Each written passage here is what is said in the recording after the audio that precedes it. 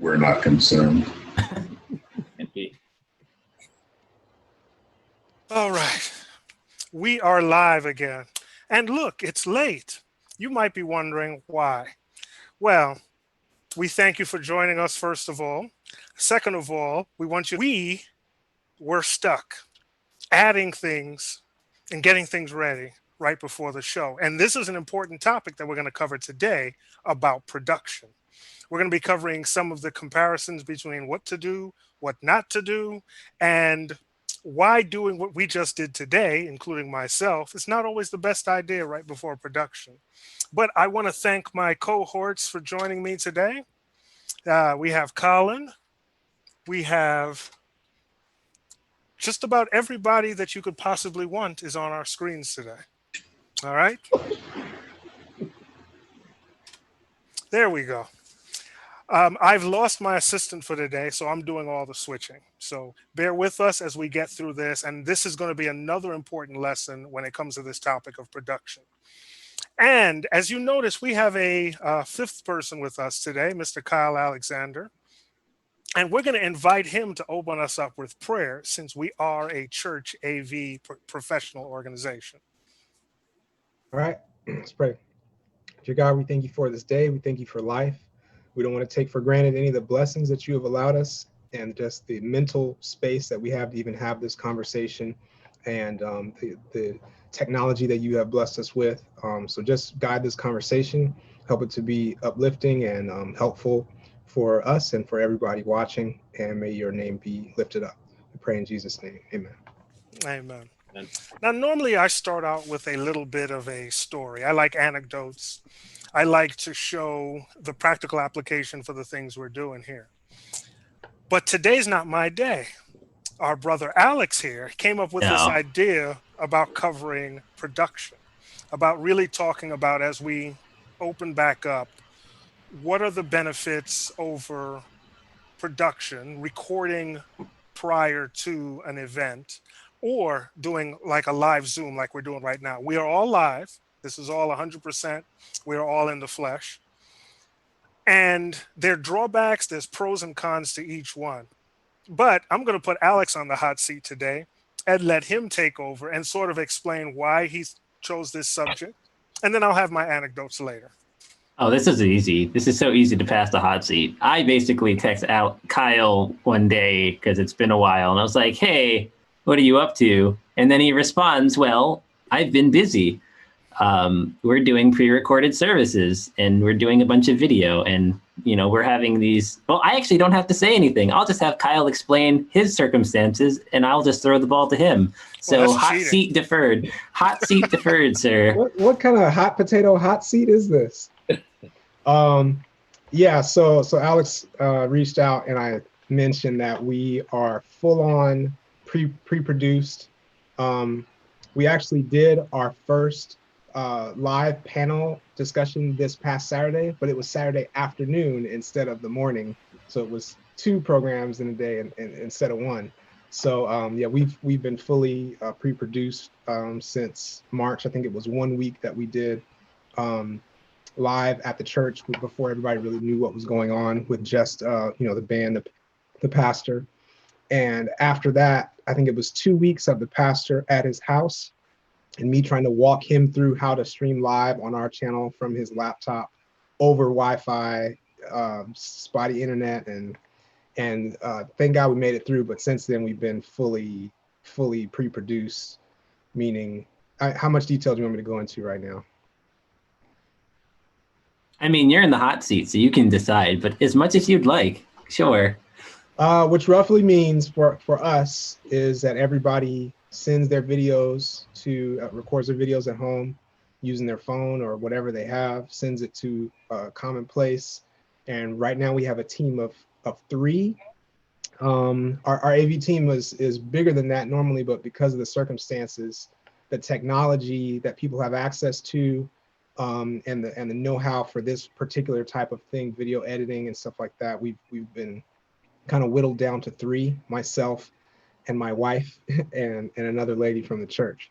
So that's been interesting, just kind of juggling that around amongst all of the other, as I assume you guys have talked about, other kind of communication AV duties, monitoring Zoom calls for people's prayer lines, and figuring out how to connect people in different ways, and making graphics. And so it's been quite a journey. But everybody sends their clips. We do the editing, edit the audio to make sure it looks as good as possible, sounds as good as possible, get music piped in as well. And we've been pre-recording, and we stream it. I stream it live from my computer on the day, but I'm streaming a pre-recorded thing.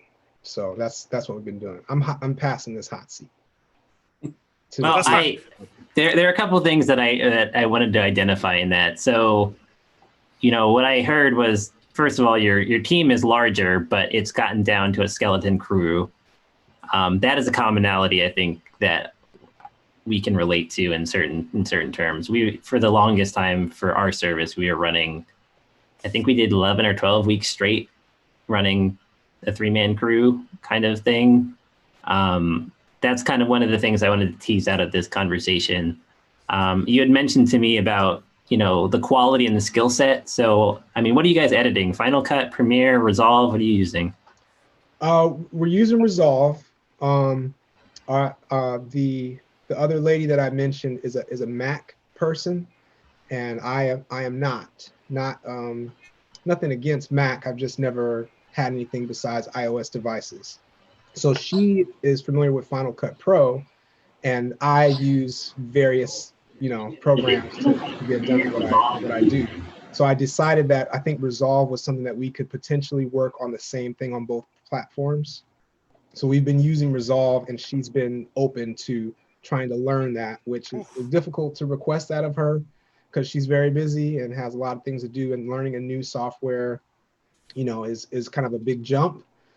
Even though Resolve is pretty good at kind of matching some of the shortcuts, and there's different things you can do. So we've been the past number of weeks consistently, we've been using Resolve, and I'll use Reaper to do video on the side to prepare certain things, but Resolve has been what we've been using. Now with Resolve, are you using Resolve Studio or the free version? Free. Everything as free as possible. Pretty much everything we've done at this church has been the free tier as much as possible. I mean, that's understandable. Yeah. Rob, hot potato to you. So we do a mix of live, and most of our service is live Zoom. And like you, I get anything that's pre-recorded. I get it the day of, or sometimes the day before, usually the day of, usually an hour before service. And then we have it set up with times. Our producer is really strict with times. So no matter what, we know exactly when everything should go. So we'll have pre-recorded announcements. We'll have pre-recorded opening.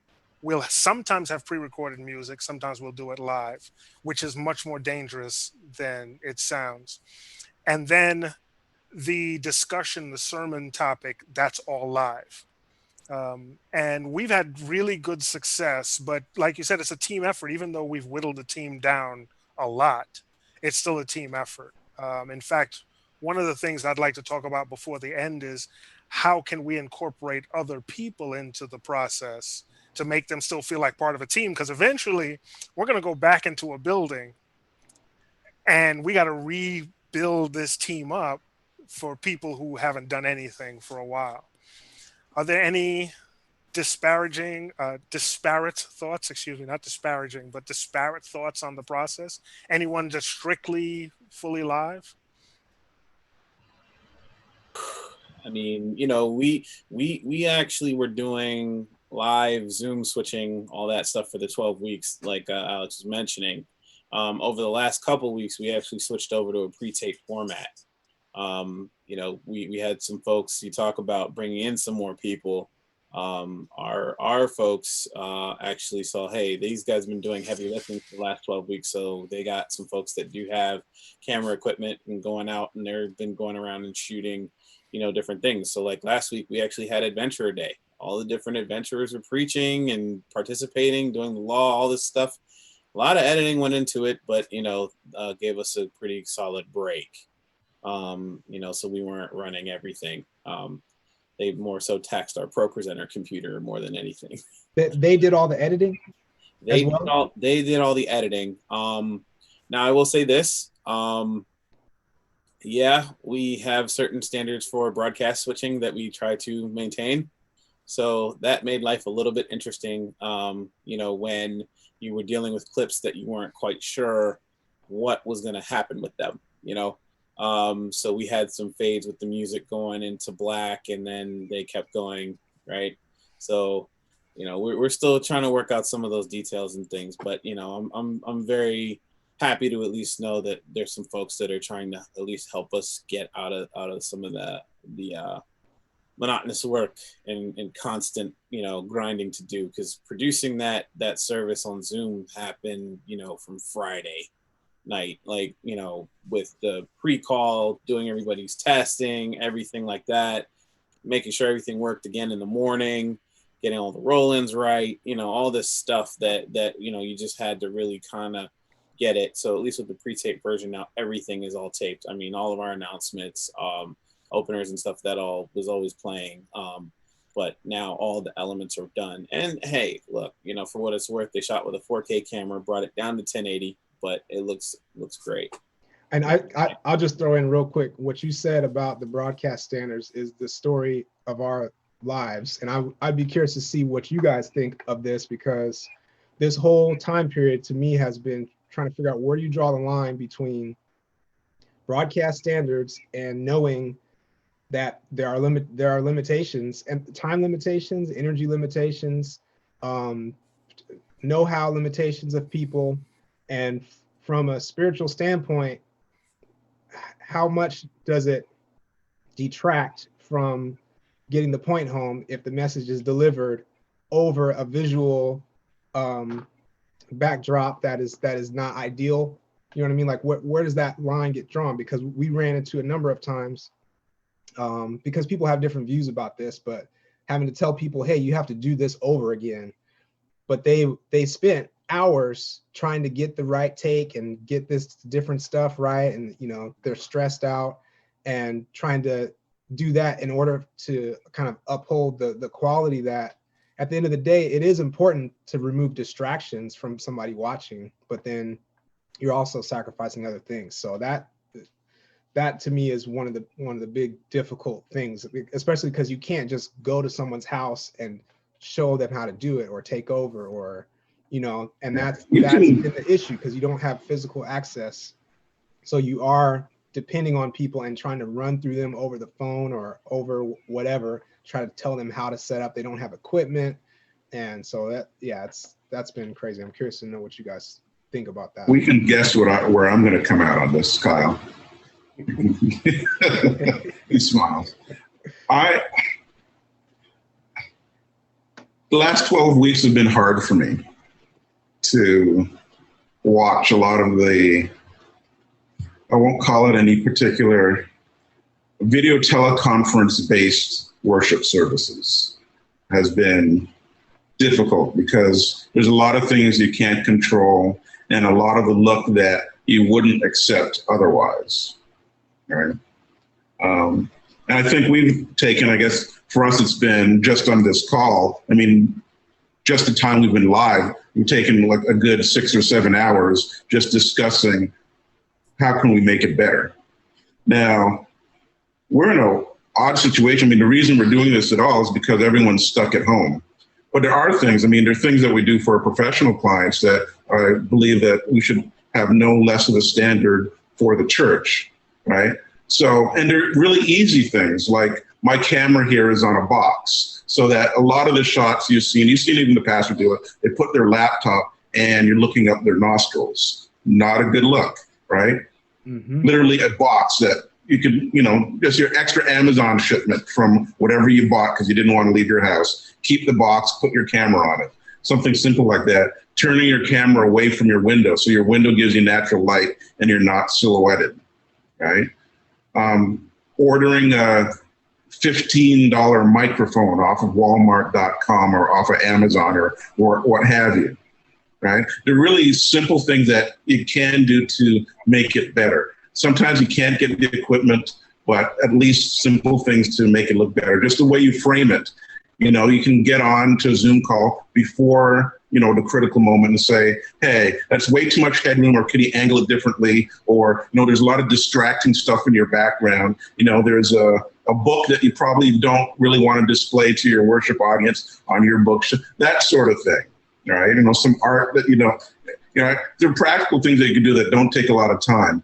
But on the flip side, I've seen people take an inordinate amount of time doing editing, trying to get it perfect. And like everything in life, you have to strike a balance, right? Because at the end of the day, the most important thing is getting the message out. So getting the message out and taking away as many distractions as possible, to me, is more important than having a pretty picture and everyone's too tired to enjoy it, or you burn out your AV volunteers. See, I got to give a shout out to our producer, Sheldon Kennedy. He sort of rules with an iron fist. In fact, I just spoke to him, and we're definitely going to have him on the show for part 2 of production, because there's no way we're going to cover all of it in one day. But one of the things that he does that's really good is whomever he asks to do anything, he gives them a standard ahead of time. So he doesn't wait until he gets back the footage and says, no, we have to do this over. He gives them, your phone has to be in 16:9, it has to be horizontal, not vertical. You have to make sure you have good audio. Listen to it again when you're done recording it to see if you find it acceptable. Because if you don't, nobody else will. And he has gotten very good results by talking to people we would consider pure amateurs. We're talking about people who have no interest in AV whatsoever. But he has gotten really good results in people doing things inside, people doing things outside, because he gives them the rules up front. So there's no surprises. This is a conversation? Oh, yeah. Okay. But you see, like I said, he rules with an iron fist. So he is able, and he has the backing of church leadership. Our productions, they have been really well done. Kyle, was your question, is the instruction or the guidance verbal, or is there a template or some kind of document that's shared? Was that your real question? That was the question, because we have done that and maybe not had the time to do all of the verbal, and everything is laid out in the document that we've sent to everyone, but people don't read it. People don't read it. Reading is hard. It's hard. I mean, the thing is, when we did it, we gave written instructions, and I went and found a 3-minute video on YouTube, and I was like, watch the video. People still got it wrong. And it's just like, I mean, the thing is, it's one of those things, if you have the time to build a relationship and really kind of, I think if you set up standard, it definitely helps. You kind of have to meet people where they are. And I think your mileage varies depending on how many hats you're wearing. If you have a dedicated producer that it's their business to be in those people's business and to hold them to that standard, and they know what to expect, it's easier, as opposed to trying to be the technical guy that's trying to explain it to them. And they're like, well, I don't understand the words you're using. And you're like, okay, fine. You know, I legitimately think it's probably a spiritual gift at that point. If they ever made spiritual gifts again, they should probably be like explaining media production to lay people. Like, that's a spiritual gift. Find a way. There's got to be a thing, right? Like, yeah. I'm being a little bit, you know, I'm playing around with it and joking a little bit, but seriously, it's one of those things to encourage people, but also give them constructive feedback that actually helps them be better in producing this. I think it's definitely one of those things. So I'm going to brag on Kyle with that, Alex. You're absolutely right. And it's funny that you don't do verbal in-person interaction for instruction, Kyle, because you're very, very good at it. Now, to give you some background, Kyle and I have worked together for some time, and I hired Kyle for one of my biggest clients at the time, who was AT&T. And the way Kyle interacts with especially my, if you want to call them premier clients, has been absolutely excellent. He's extremely personable and comes across, he'll give you the instruction without you feeling dumb or inadequate. is very good at it. So that is your spiritual gift, Kyle. I mean, you do it when we're out there in the big leagues. Don't do anything less with your church. You're good at it. I appreciate that. I've never heard that from Colin before. So this is a good time for some new information. Raise your rates. Raise your rates. That should be a discussion. How much do you charge for your AV services, and do you feel valued? I do appreciate that, and I think it goes back to kind of what Alex is saying, because in this situation, it's about hats and it's about time. You know, because how many hats and how much time do you have? Because I don't necessarily have time to do. I mean, I'm already out on the fringes as far as what time that I'm putting into it. Period. Just to do all the editing, to do all of the different things that we have to do. And I am open to, you know, and there's other parties in play. So letting people do what they do and delegating and different stuff like that, you know, is important. And I'm open to having those conversations and have here and there, but it just hasn't been the regular standard thing, you know?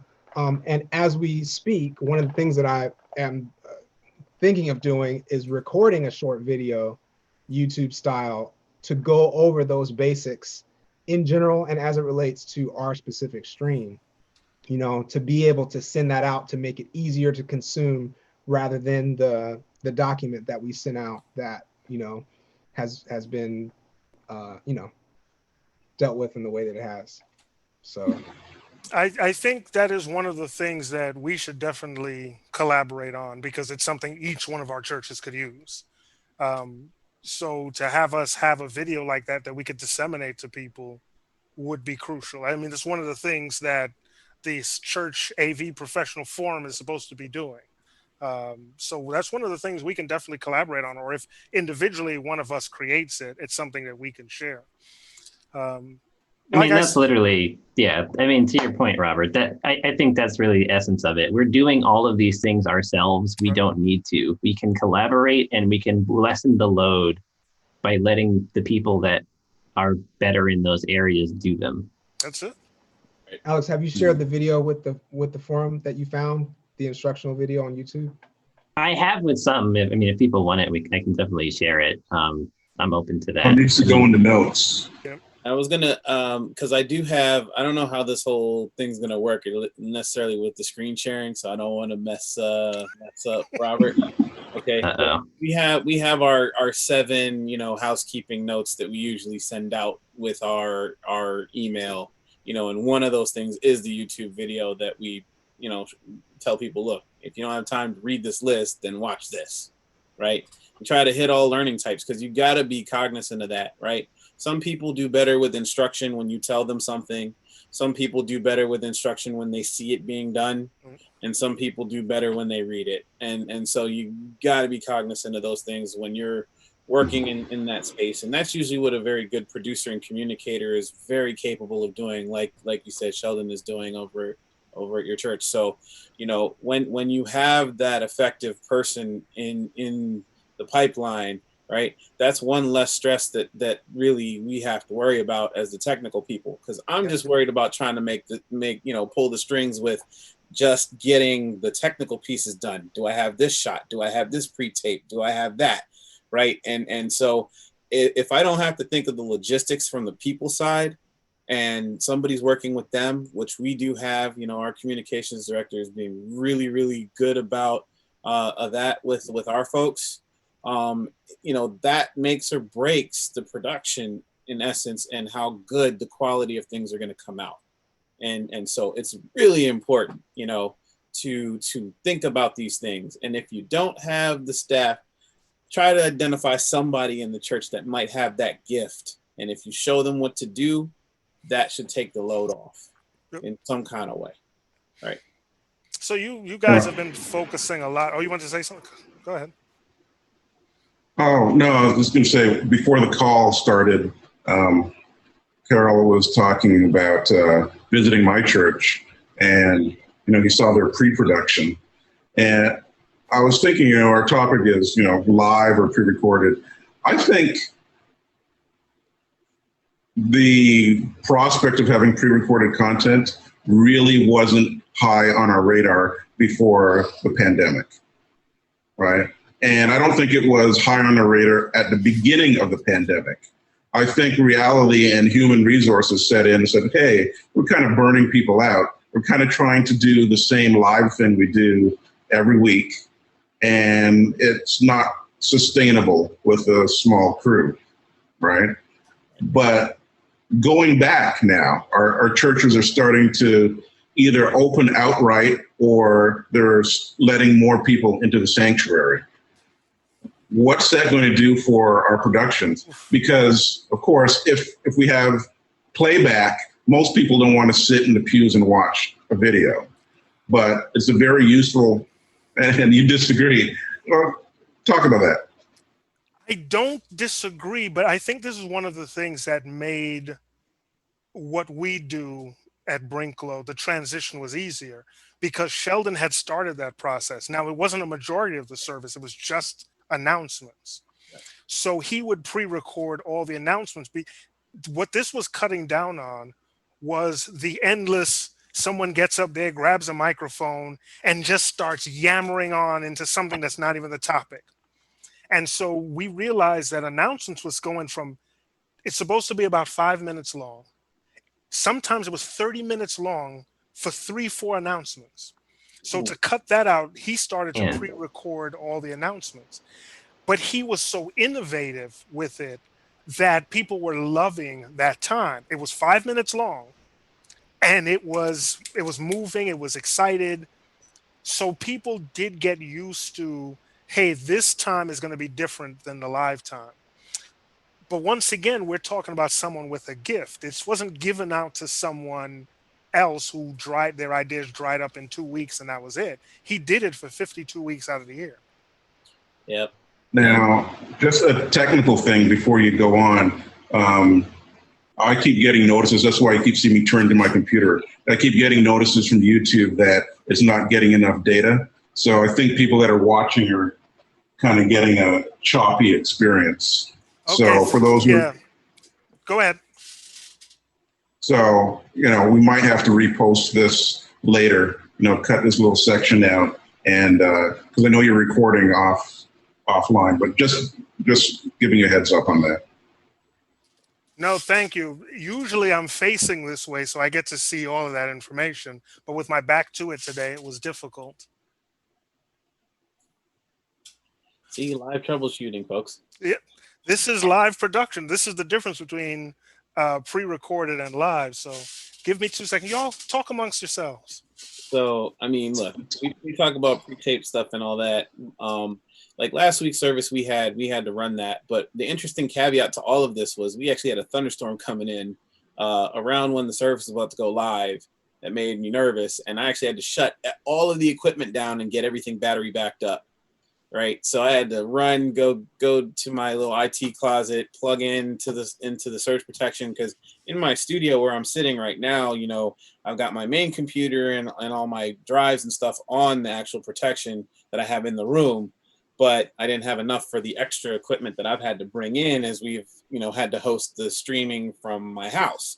Mm-hmm. So, when you're thinking about this stuff and trying to run it and run the videos, I'm like, well, that computer goes down, that's it, right? So I was like, well, got to make sure I protect that thing, which I should have done anyway. But, these are the things we're doing when we're scrambling, trying to put this stuff together just to make the stuff happen. I mean, to be fair, though, it's not like we were planning to, have to stream the service with a pandemic and, triple or quadruple the number of computers in the, in the space and actually do that. I mean, if anybody saw that coming, then kudos. First is on another laptop, playing at the same time, so that if something were to happen to my first computer and I have my stream key set up, then I can just basically just start streaming from the other computer and the feed hopefully would just show up in that way. Mm-hmm. So I haven't done it every time, but that was my thought, just being on a desktop. It's on battery backup, but you never know, like the computer could just update suddenly and then you'd be messed up. But how you feeling, Robert? Well, I mean, your conversation is perfect because remember, I told you guys on our last meeting when we talked about power, that the day before, on a Thursday night, a storm came through and took out some of my equipment. Now, luckily, not luckily, this was my equipment. I was able to go to the church and use some of the church's equipment, which is still here. But what I recognized is, and this is great for when we try to do new things, sometimes we should test them out first. This was a case where Sometimes. The storm came through and my throughput for my uploads is much worse than it was before. The storm did something to degrade my upload. So it should be fine now. We apologize for any mistakes. We'll definitely reload it. But because my upload speeds were lower, I had to lower the bit rate. I don't want to hijack the conversation, but you guys are talking about something that's crucial in terms of having your setup equipped to do what it is, whether it's live or pre-recorded. How much duplication do you think is necessary? Now, I could tell you, to do a live show where we actually have switching takes a lot of equipment. I have a switcher, a console, 4 monitors, 4 laptops, just to do one church production. How could I make that redundant? You're talking about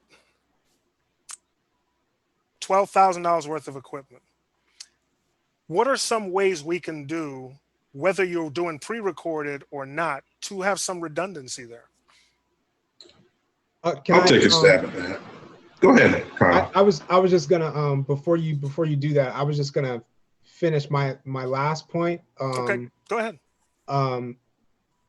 That redundancy that I talked about with the laptop is one thing, but for these reasons, we've been considering the Premiere options on YouTube and Facebook, because that takes away that element to a degree. Because if you get it uploaded there, then it's all on their end. You know, my whole internet could just die that day and the thing is going to stream. You know, the downside that we're looking at is it puts an automatic countdown that looks a little funky on there. But it would alleviate all of that kind of tense situation where it's live, I'm here, nothing's probably going to go wrong. But if the smallest thing, if I accidentally hit stop on the thing, then everyone's going to know, you know what I mean? It's right there. And that's one way to me to possibly circumvent if you are pre-recorded and you just have a video clip that you are putting up. And okay, now flesh that out, Kyle, because that's an excellent point, but not everyone knows what that feature is. You want me to explain it? Yes, please. So Premiere on Facebook and on YouTube, they both have a Premiere option. Premiere is basically, it's a video that is presented as if it were live, but it's pre-recorded. So you have all of the same chat features. You have some type of tag that it's not the same like live tag, but it's that same like red looking thing, but it just says Premiere on it. And it's playing, you can't skip ahead in the video, you can go backwards and it plays it at a designated time. So if you start the video, it's gonna play it straight through. People are able to comment on it. You still have the same views and things like that. And it goes through to the end. As soon as it finishes at the end, then it's saved as if you just uploaded the video or as if you had just streamed it live. So the advantage is you get to just upload it ahead of time, put in all the details, put in the date that you want it to start, and it does everything else pretty much for you. The downsides, I guess, are probably fewer than the upsides. Some people have had issues with the stream on YouTube. Maybe like something gets out of whack and it's the audio and video are off, but that could be user dependent. There's a few people that have commented on that, but to me, all of these issues that come with live, and again, this does not address Robert's question of if we are live switching, how do you make that redundant? But as far as having a pre-recorded video that's done ahead of time, that alleviates most of that stuff. If you can stomach the countdown that YouTube puts in that you cannot change. Yeah, I mean, I've used that feature to try and do something. I didn't have the most success with it, having never done it before, but I've been supporting a youth group, and they were trying to say, let's take the day off, let's join the social justice movement, and be involved in that. Let's take the Saturday afternoon off, and it's basically a way of doing like a movie premiere. It's the same concept. It is very nice in that sense, and I think there are a lot of advantages for it for sure. The ironic thing is it was supposed to be a quote unquote day off, but you still have to have someone be there to make sure that it runs properly. Because if it doesn't, and then that person usually ends up being the one with the most technical background and proficiency with the software or the technology, and that typically ends up being this guy or the person in charge. So that's kind of how that rolls. But as far as speaking to redundancy, getting a full redundancy is difficult for Rob's query and his question. I think you can get redundancy in having a fallover. We have a setup configured, but if I wanted to go and say, oh, I have a failure here, and I determine that there's a single point failure, like if my switcher goes down, can I get a topology that works, that bypasses the switcher to get something? It's not going to be the same level of quality, but can I get something that will at least be passable? If I have a secondary switcher, but it has lower capability, can I patch that into my system and get something that runs maybe 4 inputs instead of 7? Is that doable? You get a little creative. That's one way of getting a redundancy without having your full capability. And it doesn't feel great, but at least you can run your production. Because I had to do that. I was trying to do something where I was live switching, and we decided that it wasn't great. So, we switched back to me just providing information inside of the Zoom calls that I was in. And that worked fine for us, where the backup was actually pushing the stream instead of from where I was, pushing the stream from the Zoom caller's laptop straight to YouTube. There are downsides to it, but in terms of other things people are doing, it's like, well, we're on par with what everybody else is doing. So that's a redundancy. You picked up a piece of equipment, Colin? I did. So little switchers, there we go. Great for backup. This one is a, 6-channel? Yeah, this is a 6-channel switcher, right? But it's really, really small. And I've never used it, mainly because it is a backup. If everything crashes, dies, what have you, at worst, if you don't have a router, you go and you just unplug it from one and plug it into the next, right? Start with the first one, start streaming on your first camera and get more angles as you go along, right? But in this day and age, this thing I purchased as a backup to my switcher, and it costs more than that, which is like the hottest switcher on the market, right? And its little brother is $300. So you've probably seen people that have kind of like double stacked their little ATEM minis, and one goes down, you have the second one. They're that inexpensive that you can do that. But even if you have the ATEM that you were talking about, someone basically demonstrated the fallover capability for that. So you can, for like YouTube in particular, you can push to a secondary stream and you can send the second feed as your primary is going. So if it loses the primary connection, it'll switch over within a couple seconds, depending on what's going on with their receiving up there. So.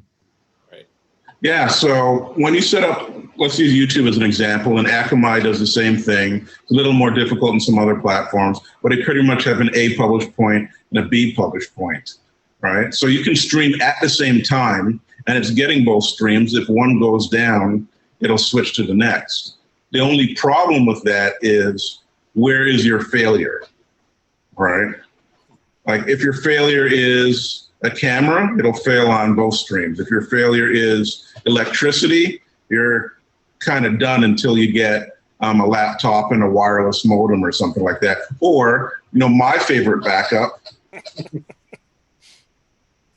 right? Yeah. Because it has the computer, it has the camera, it has the software, and it has the internet connection all in one, right? I always have, on any production, my publishing points either already preset in an application that will stream out, or I have it in a little notepad app that you can easily cut and paste your stream key and the publishing point into your app and send it out.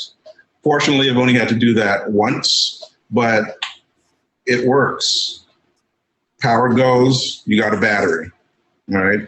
Everything you have is in this one package. This is expensive, but most people already have one, so you can always repurpose it. The other area where sometimes you might need redundancy is with your network connectivity. Now, I have Comcast. I've had Comcast at this location for 15 years. There are a couple of reasons why I didn't move over to Fios when they came in, though they have a technically superior product.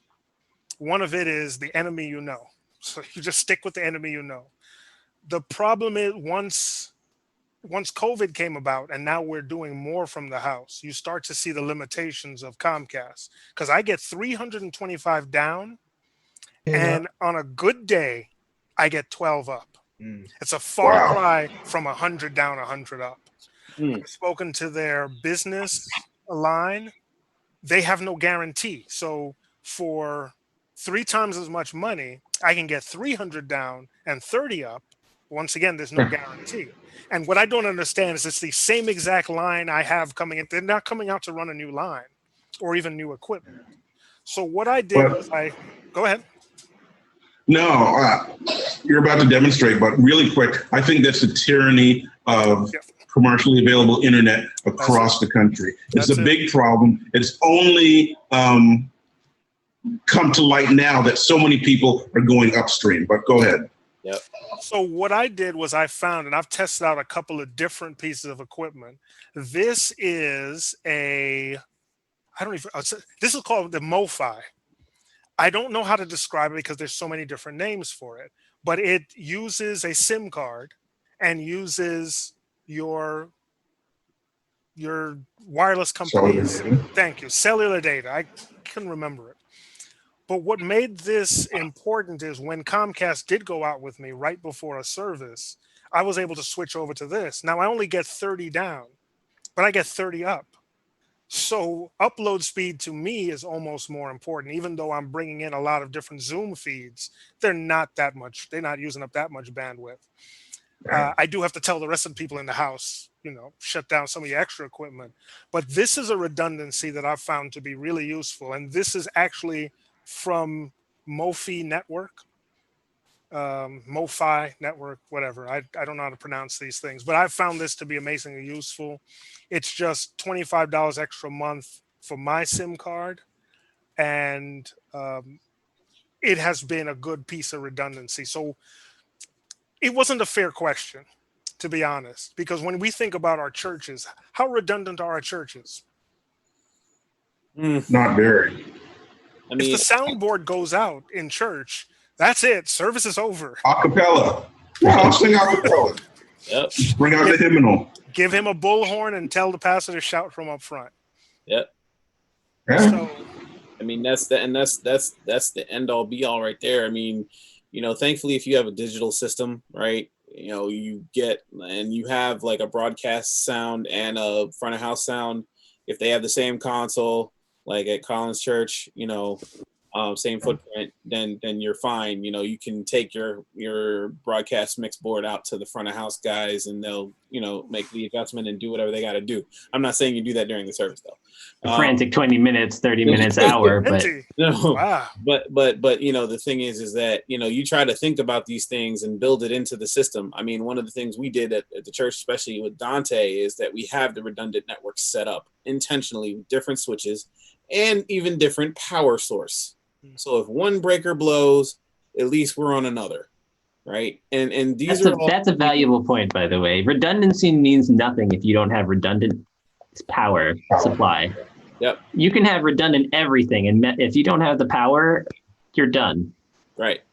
So, I mean, even the way that my studio here is built, the outlets actually jump from one to the next. So in other words, instead of them being wired from one to the next, to the next, to the next, it actually goes from one, jumps over the next one and goes to the following one. right? So that way I don't have the same power draws going on, on the same circuit, and then I'll blow a circuit breaker. So, when you're using equipment and you're thinking about this thing, you can go deep down the rabbit hole real fast, as you can probably tell this conversation went with this. Yes. I apologize. No. But it's important. People got to think about things. I mean, if we're going to look at redundancy from the sense of it, I'm actually operating on my number 2 option, not my main one. We have an ATEM hardware piece here, but I didn't have the appropriate switcher scalers to get my Macintosh computers into the Blackmagic stuff, directly. Right. So I had to think about ways how we were going to deal with it. Thankfully, we were able to get a hold of an ATEM Mini that got rid of that whole HDMI issue that we had with the Macs. So, these are things that you may not think of when you're, trying to scramble to get equipment. And when I hit that roadblock, I was like, oh, see, but now I have the switcher scalers that I wasn't able to get a hold of when the whole thing hit. And now it's my redundant setup. So basically, if my little ATEM Mini, were to blow up and Alex has got hit by lightning, I'm not wishing that on anybody. Why? Why would you say that? Come on, man. Storming outside. Then at least we have that box sitting there and it's ready to go. And I can get it hooked up and we can have something running. So these are all things that, as we're putting stuff together, right? Yeah, you want to get the main goal. Yes, I need to get this out, right? But you have to think about the alternate avenues. If your main way of doing stuff goes down. I mean, even with the pre-tape stuff that we're doing, yes, I have the Pro Presenter computer here that's running everything out. This time I didn't do it, but I will have the videos redundant, and the live stream software that we're using to do our stream actually allows for video playback. And I can actually load the videos up into that, and I can switch between 2 video feeds, and I can play back videos, as I need to there. There was 17 of them this last service. That was going to be a bit much to load those up. But, but the thing is like, if you just had the one file and everything was all together, right, then playback is easy between the 2 different machines. So that's my 2 cents. And once again, I apologize. I didn't mean to hijack it. So in our last few minutes, we started a bit late, Colin. Stop looking at the time. I was looking to see if there's any comments, actually. Okay. In the last few minutes, let me bring it back to, let's do an informal poll. Which would you rather do? And I'll state from the very beginning, I love the feeling of doing something live. There's an adrenaline rush for me. I've worked in tape, I've worked live to tape, whatever. I love live because for me, it's really exciting. Glutton for punishment. Yeah, it's a glutton for punishment. Yes, it is, because mistakes are amplified. Because, once you make a mistake, even trying to correct that mistake, you can make a mistake. And then, what do they call it? The sand pit? It snowballs. Quicksand. But let's take an informal poll. Which would you rather have on a regular church day? Pre-taped, live, or a mix? We'll start with you, Karel. I mean, I'm in favor of a hybrid, right? So I'd go for the mix. And the reason is this, right? The praise and worship sets are very, very hard to nail pre-tape, right?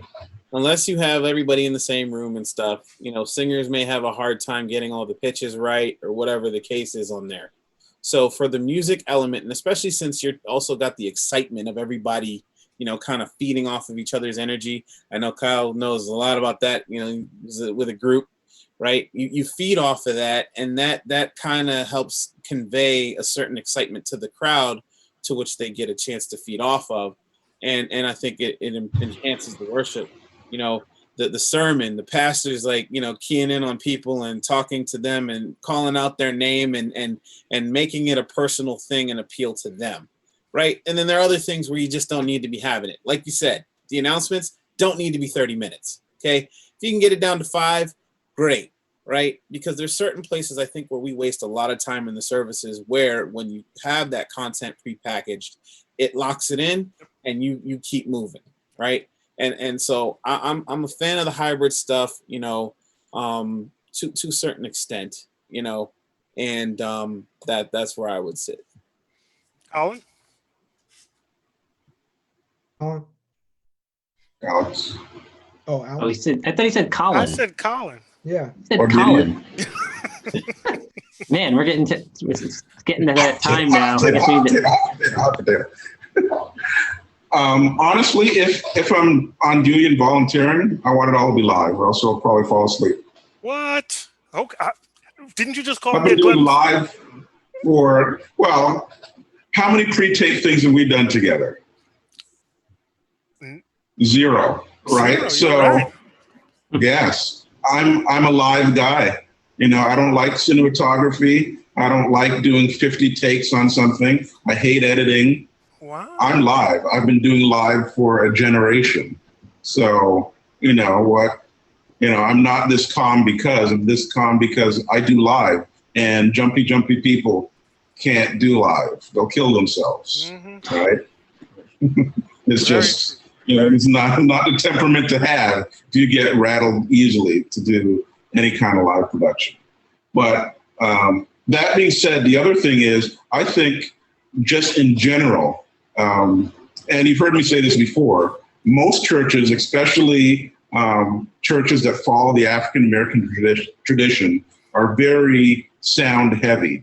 Usually they spend a lot of money, like 80% of the budget or higher, in really good sound equipment. You have a great mixing console, you have great speakers, you know, right? And the video is an afterthought. That being said, the playback equipment is usually very bad. And you're kind of doing this and crossing your fingers, hoping that whatever software you have, because no one that I know has invested in any robust, right, hardware-based video playback, is like, will it crash? Will it crash? Will it play it? Will it stutter? Will it, right? I mean, you get by with Pro Presenter, right?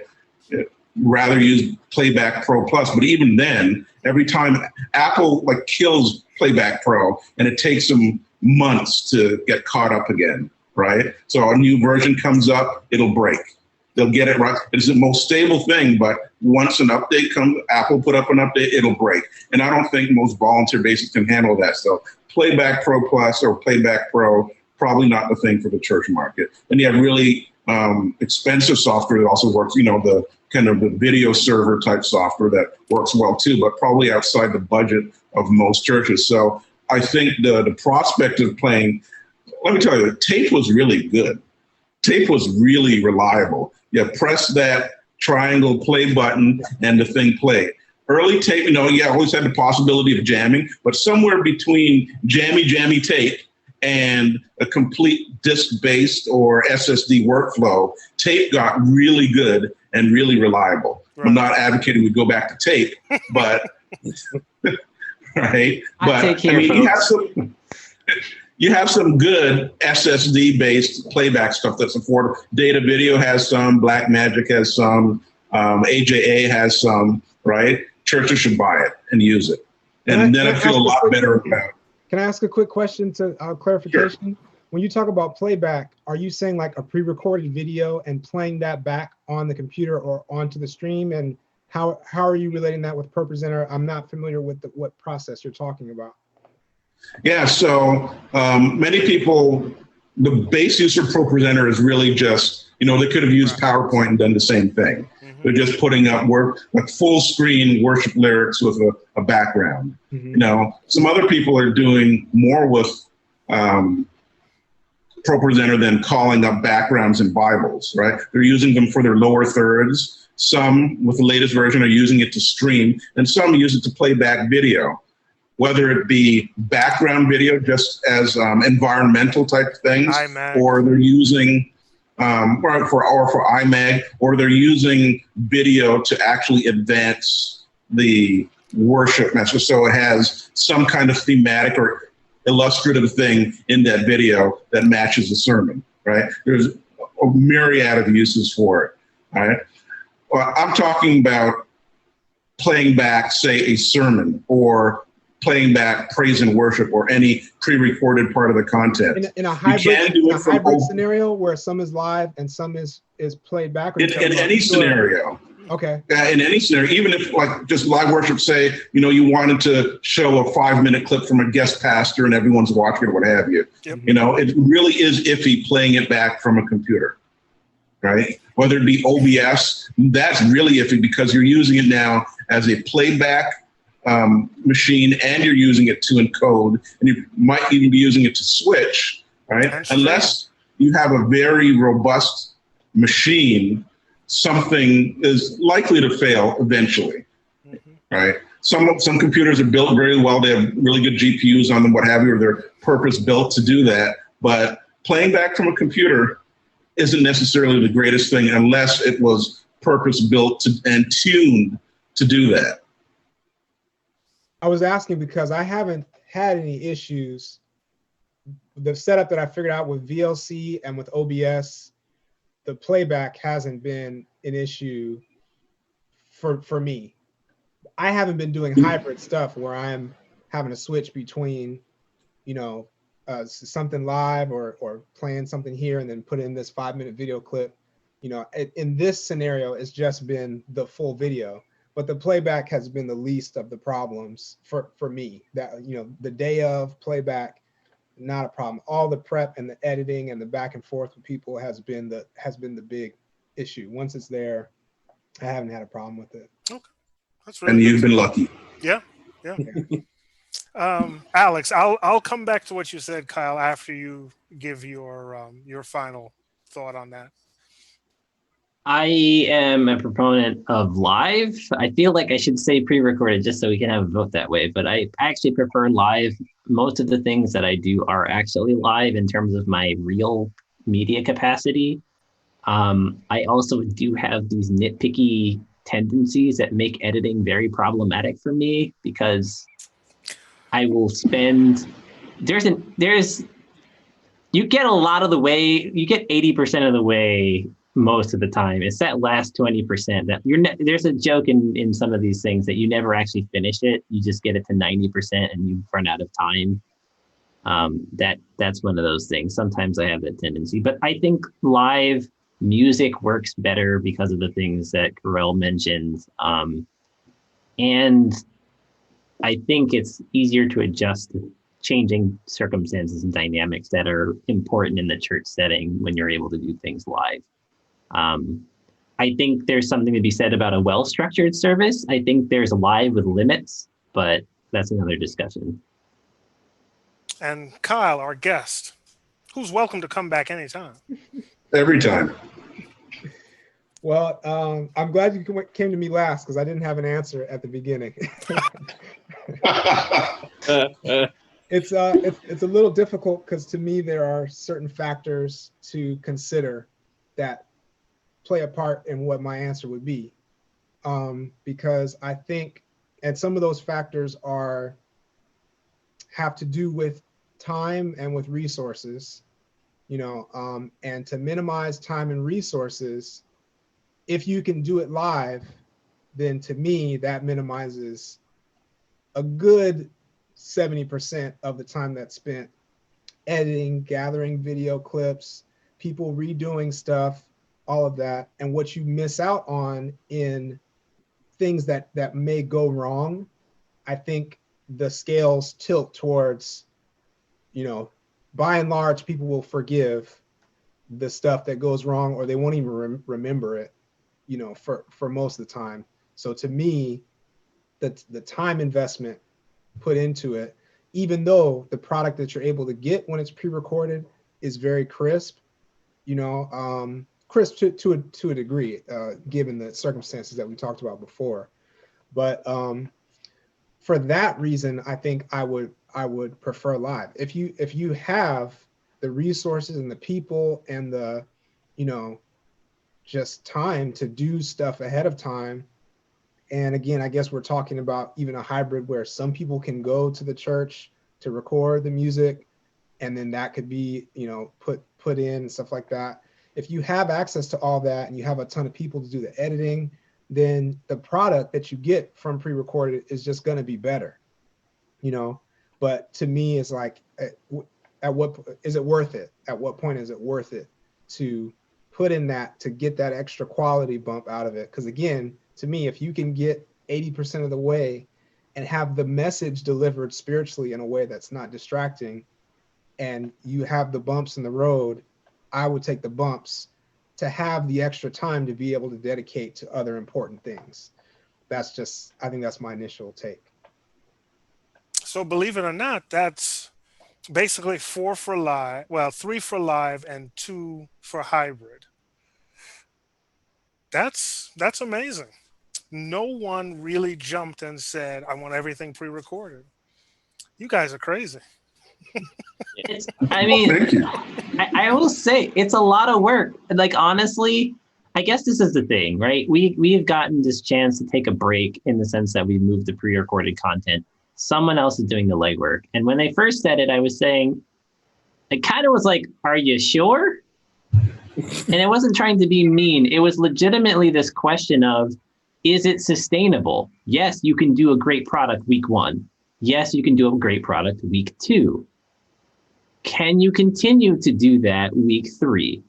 And unless you have a person being an institution, and you talk to the point of redundancy, Robert, and this is kind of where I was getting with this discussion in the first place for pre-recorded content.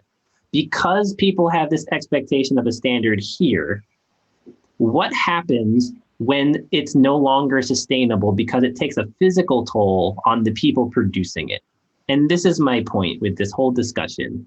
We have to have the place and an understanding of what it takes, because people, I don't think know that when it comes to 3 minutes of video, there can be 3 hours of editing behind it. It's not that simple. Unless, I mean, if you let the quality slide a little bit, that gets better. And it's not always that bad, but you have to look at it and is it sustainable? And my whole point with this is, I like to push on this little education part of it is, so what do we do from here? How do we get to the point where we have enough of a workforce that we can spread out the labor here so it can actually be sustainable? Because if we're going to keep doing this pre-taped content or doing these types of productions, at some point, we're going to have people that are able to execute and do some of the things that we are doing. Because God forbid, if some of us go down for whatever reason, I'm sure there will be someone to replace us. But are people willing to understand what goes into getting to these levels of production? And that's kind of where I wanted to go with this, because we can do it for a time, but it is not sustainable. And people need to understand that. And that's kind of where I was going with this discussion, because I think we've talked about 3-man skeleton crews because of necessity, because of trying to limit exposure. There have been good reasons, but as we go back to whatever this new normal is, I think the discussion needs to be framed in what is going to be sustainable. And I'm off my soapbox. We're going to have to come back for a part 2 because there really is a lot we didn't cover. And I thank you for bringing Kyle in, because Kyle, you're coming back for part 2, right? What's the date? We haven't decided yet. But Hopefully.